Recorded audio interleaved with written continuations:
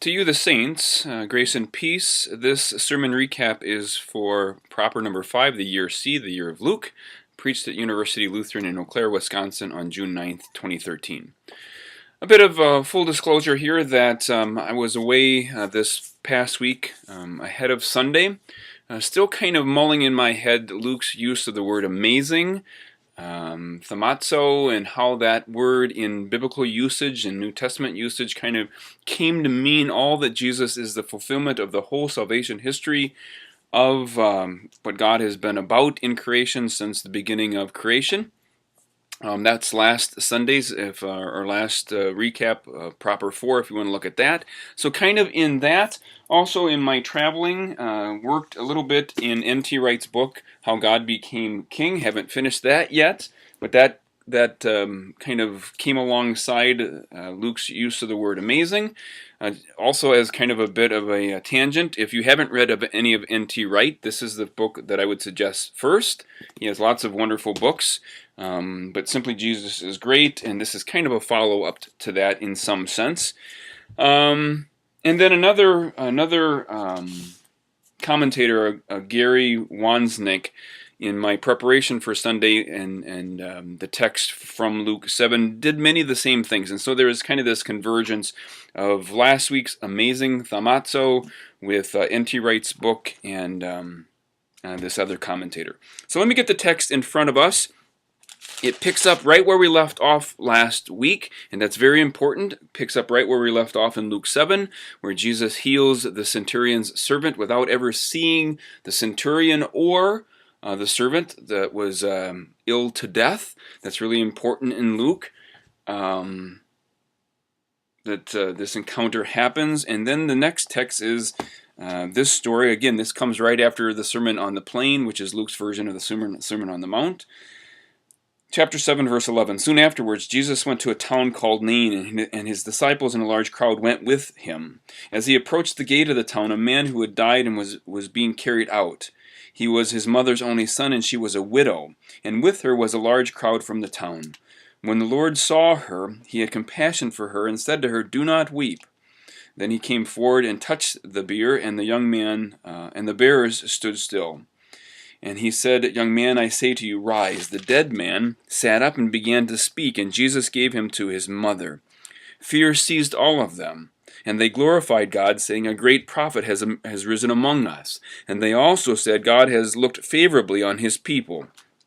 This word about Jesus spread throughout Judea and all the surrounding country. It's really a big story, obviously. This is a big deal that Jesus raises a young man from Nain. That's kind of the understatement of the day. But there's more to the story than that. And so began yesterday's sermon talking about, as a child, being kind of amazed by The Wizard of Oz, the movie. I think partly because it began in black and white, and once I was 6 or 7 or 8, we got our first color TV to see how once Dorothy got to the land of Oz, that everything became bright and colorful. I think that was even more important to me as also kind of a backstory to the story, that as a small boy we would watch the Wonderful World of Disney on Sunday nights, and Tinkerbell would say, as she kind of sprinkled her fairy dust around, "Now in living color," and we only had a black and white TV, and so it never went to living color, and so I thought always as a small boy that Tinkerbell was lying to me.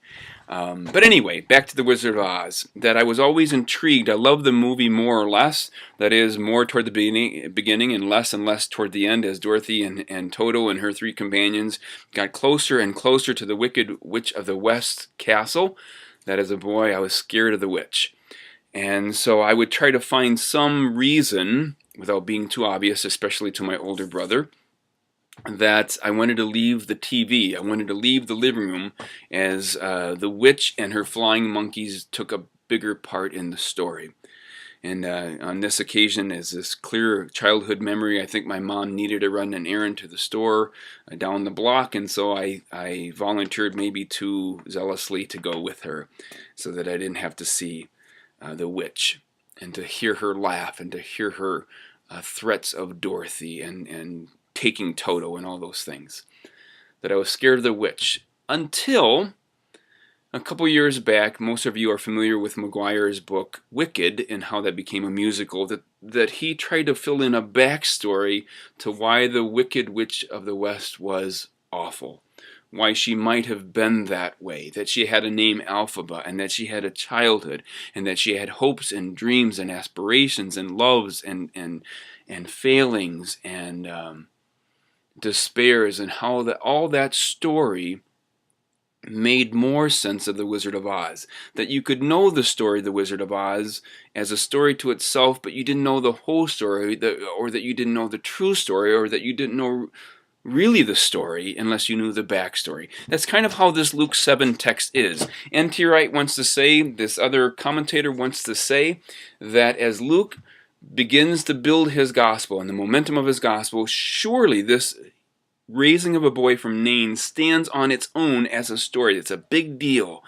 But clearly in our Old Testament lesson was the story of Elijah raising the boy. This story reminds us of Elisha and resurrection.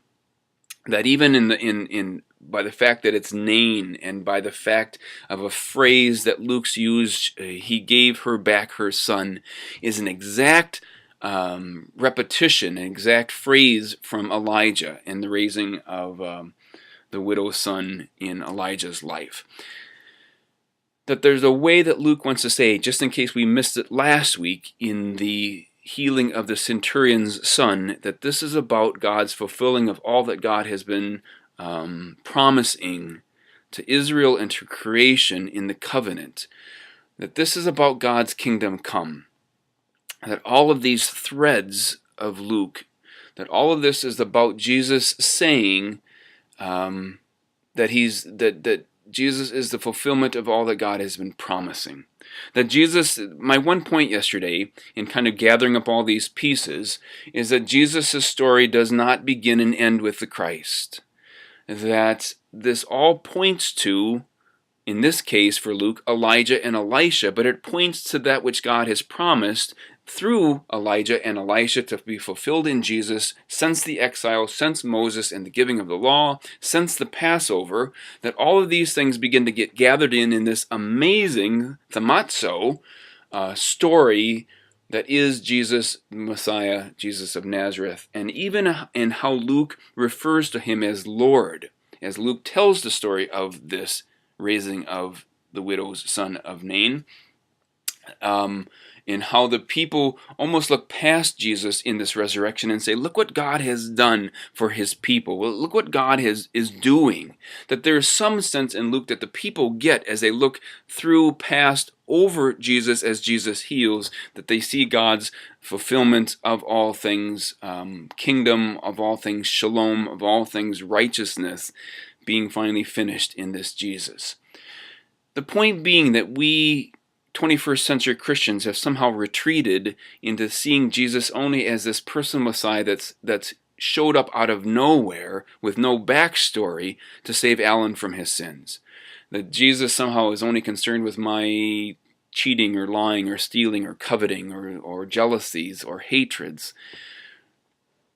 That N.T. Wright wants to say, and I think Luke is trying to say, and all the gospel writers are trying to say, that there's a bigger backstory. And unless you understand the backstory, then we don't fully understand what Jesus is doing in the healing of the centurion's servant, in the raising of the widow's son. That somehow God's kingdom, from last week at the beginning of Luke 7, in the centurion's servant being raised, that the prophecy and the hope and the dream and the faith that was Solomon's in building the temple was that all nations, that all people, through this God, through the God of the people of Israel, all people would be gathered in.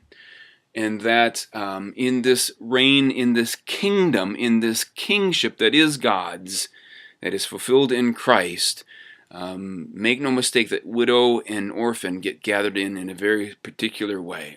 And that stranger and foreigner also get gathered in a very particular way in this Jesus, in Luke chapter 7, immediately after the preaching of the Sermon on the Plain. I love full circles. And so yesterday was a day of full circles. I said at the beginning of this recap that that I was in California to see my daughter Amanda and her fiance Daniel. When they were in Israel, they bought a gift for me that I got this past week, a Hebrew Jewish prayer shawl, a talit, with the tzitzis on the end, the fringes on the end, the Hebrew, I saw it there with Hebrew written on it. Why this is a full circle for the sermon on Proper 5 is that I did a sermon a while back on this, about Jesus saying, go into your prayer closet, which again is taking this prayer shawl you wear over your shoulders, over your head, and that you would gather the fringes, you would gather the corners, and close yourself in the prayer closet. And there's a way that, again, the woman who touches the fringes of Jesus's cloak, this is what she reaches out and touches. And that this woman knew the prophecy that there would be healings in the wings of the Messiah, in the one anointed by God. And so, knowing that promise, she touches the wings, the prayer closet, the tzitzit of Jesus, who is Messiah. The other reason why that's full circle is I also did a sermon a while back about how when Jesus gave thanks, he said a prayer called Baruch. Baruch Ada Adonai Elchenu Melech Olam. Blessed are you, O Lord, our God, our Lord, King of the universe. And how that begins the prayer that is what we know to be the Last Supper. When Jesus took bread, gave thanks. When Jesus took wine, gave thanks. Baruch Ada Adonai Elachenu Melech Olam. Blessed are you, O Lord, our God, King of the universe. And that when a Jewish male put on this prayer shawl, he would begin a prayer. It begins the same way. Blessed are you, O Lord, our God, King of the universe, who surrounds us with the commandments and bids us to be found within the tassels. That every prayer that Jesus prayed was about God being king. That every prayer that in Jesus lying down and rising up, in his eating, in his giving thanks, in his prayer time, all began with this thread that has become somehow invisible to us in the 21st century as Christians, that God's kingdom come. We prayed in the Lord's Prayer, but we've kind of overlooked it in a way as if to say that Jesus is just about Jesus and me. It's just about Jesus and Alan's sins. It's just about Jesus and getting you to heaven somehow, as if that's all Jesus came for.